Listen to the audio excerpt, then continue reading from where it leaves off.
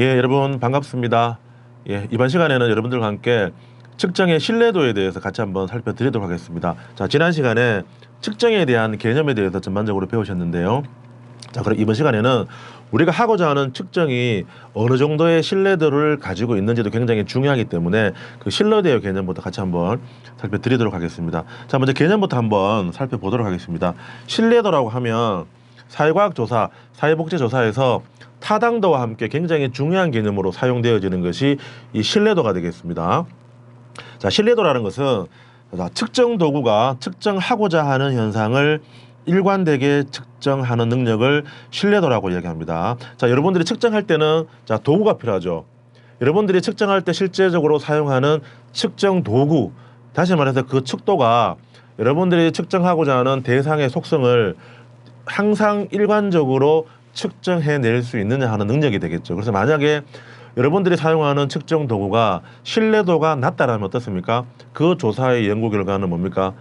무언가 데이터 자체에 문제가 있을 수밖에 없다. 그렇게 나타나는 결과는 종속 변수가 독립 변수가 종속 변수에 미치는 영향력을 정확하게 우리가 파악하기가 어렵다는 겁니다. 그렇기 때문에 측정 도구의 신뢰도를 우리가 확보해서 연구를 진행하는 것이 굉장히 중요하겠죠.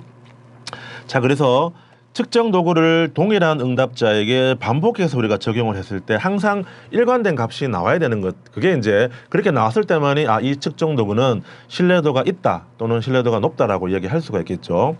자, 뭐 예를 들면 길이를 잴 때 우리가 자가 있으면 자, 여름에 이 자를 가지고 길이를 측정할 때 길이를 측정할 때 예를 들면 아니면 겨울에 측정을 할 때마다 만약 길이가 달라진다면 어떻습니까?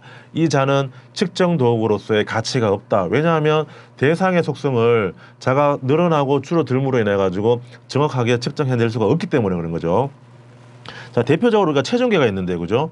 자, 체중계를 가지고 철수의 몸무게를 자 측정을 해봤더니 총 4번에 걸쳐서 자 측정을 해봤더니 첫 번째는 60, 두 번째는 63, 세 번째는 64, 네 번째로는 67kg 이렇게 4번 측정할 때마다 어떻습니까? 철수의 몸무게가 다 다르게 측정되었다면 자, 일관성 없게 측정이 되었다라고 이야기합니다. 다시 말해서 이 4개 중에 어떤 것이 철수의 몸무게인지 사실은 알 수가 없다라는 이야기입니다.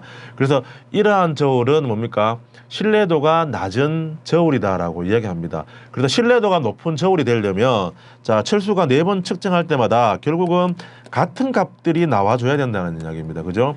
기본적으로 여러분들도 댁에 있는 체중계로 몸무게 측정해 보시면 항상 같은 값들이 측정이 되죠. 그래서 그 체중계는 뭡니까? 신뢰도가 높은 체중계가 되는 겁니다. 그래서 신뢰도라는 것은 우리가 측정하고자 하는 대상의 속성을 일관되게 측정할 수 있어야만이 그 측정 도구가 신뢰도가 높다라고 얘기합니다. 그래서 신뢰도와 더불어서 또 우리가 타당도라는 개념이 나오는데 신뢰도라는 것은 반복해서 측정했을 때 항상 일관된 값이 나오는 것을 우리가 신뢰도라고 얘기한다면 우리가 타당도라는 건 뭡니까?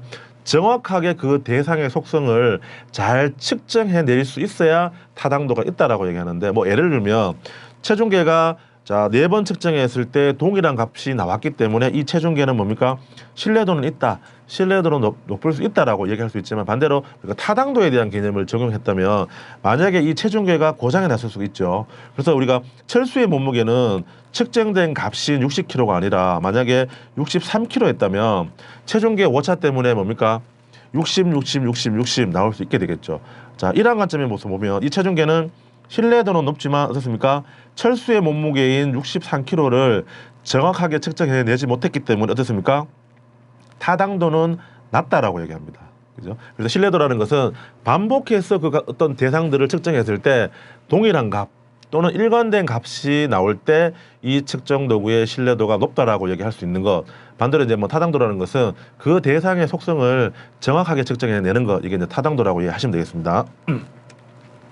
자, 그래서 우리 이러한 체중계라든지 길이를 측정하는 자와 마찬가지로 사회복지조사 연구 과정에서 사용되어지는 인간행동, 사회현상들을 측정할 때도 마찬가지 역시 사회과학에서 사용하는 측정 도구들도 신뢰도가 높은 신뢰도가 어느 정도 있는 도구를 사용하셔야 되겠죠.